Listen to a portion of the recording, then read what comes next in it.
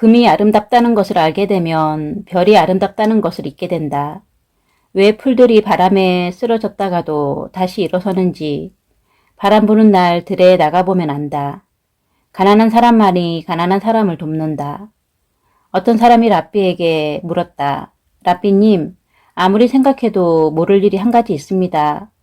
가난한 사람들은 하나가 되어 서로 도와주며 살고 있습니다. 그런데 부자들은 여유가 있으면서도 서로 도와주지 않습니다. 왜 그럴까요? 랍비가 말했다. 창밖을 보십시오. 무엇이 보입니까? 어떤 사람이 어린아이 손을 잡고 걸어가고 있군요. 그리고 시장으로 자동차 한 대가 들어가고 있습니다. 랍비가 말했다. 그렇지요. 이제 벽에 있는 거울을 보세요. 무엇이 보입니까? 제 얼굴밖에 보이지 않는데요. 그렇지요. 거울이나 창이나 모두 유리로 되어 있습니다. 거기에다 금이나 은으로 칠을 하면 자기만 보이는 법입니다. 논리에는 항상 허점이 있다. 논리로서 옳고 틀린 것을 찾다 보면 항상 정답과 오답뿐이다. 세상에는 참과 거짓으로 구분할 수 없는 답들이 무수히 많다. 한 지혜로운 랍비가 여행 중에 폭풍우를 만나 배가 난파되었다.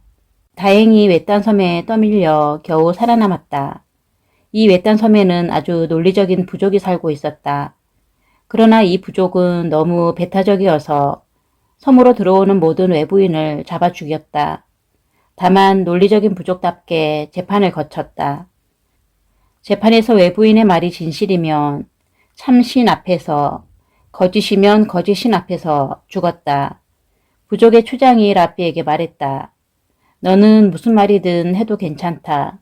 하지만 말을 하지 않을 수 없다. 랍비는 한참을 고민하다가 이렇게 말했다. 너희들은 나를 거짓인 앞에서 죽일 것이다.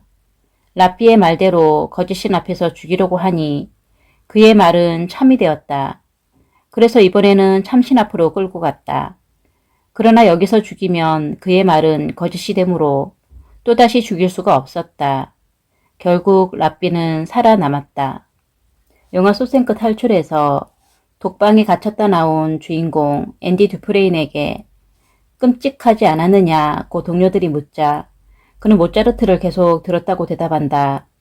녹음기를 갖고 들어갔느냐고 묻자 그는 가슴과 머리를 가리키며 여기에 들어있는 건 누구도 빼앗을 수 없다고 말한다. 남이 빼앗을 수 없는 것을 가져라. 어떤 학자가 배를 타고 멀리 여행을 하고 있었다. 같은 배에 물건을 파는 상인이 타고 있었다. 상인이 학자에게 물었다. 당신은 무슨 물건을 팝니까? 학자는 망설이지 않고 말했다. 나는 세상에서 가장 귀중한 것을 팝니다. 학자의 말에 궁금해진 상인은 학자가 잠이 들자 그의 보따리를 몰래 훔쳐봤다. 그러나 보따리에는 별 귀한 것도 없고 잡다한 물건뿐이었다. 항해를 계속하던 중에 폭풍우를 만나 가까스로 목숨만을 건져 어느 해안가에 닿았다. 학자는 그 마을 사람들에게 많은 지식을 이야기해줬다. 학자의 지식을 전해들은 마을 사람들은 너무 감사해하며 고마움의 표시로 많은 돈을 모아 학자에게 줬다. 이 모습을 지켜보고 있던 상인이 감탄하며 학자에게 말했다. 과연 당신의 말이 옳군요. 저는 팔 물건을 모두 폭풍우에 잃어버렸는데 당신은 살아있는 동안은 절대 잃어버리지 않을 물건을 가지고 있으니 말이오. 어두운 방이 무섭다면 불을 켜야 한다. 스위치는 어디에 있는가? 어두운 방 안에 있다. 그때 누군가가 촛불을 밝혀준다면 당신은 더 쉽게 스위치를 찾을 수 있다. 어느 골목길 모퉁이에 한 소경이 옆에 등불을 켜두고 앉아 있었다. 그 길을 지나가는 사람들은 한결같이 앞을 보지도 못하면서 무엇 때문에 등불을 켜두고 앉아 있을까 하며 이상하게 생각했다. 그 중에서도 호기심 많은 사람이 소경에게 물었다.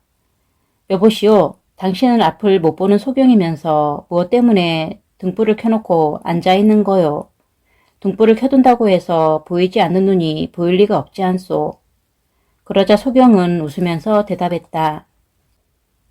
지금 길이 어둡지 않습니까? 나는 등불이 필요 없지만 다른 사람들이 혹시 어두워서 넘어져 다치지는 않을까 그게 걱정이 되어서 언제나 등불을 켜놓고 있지요. 이 소경은 자신을 위해서 등불을 켜놓는 것이 아니라 다른 사람을 위해 밤마다 등불을 밝히고 있었던 것이다.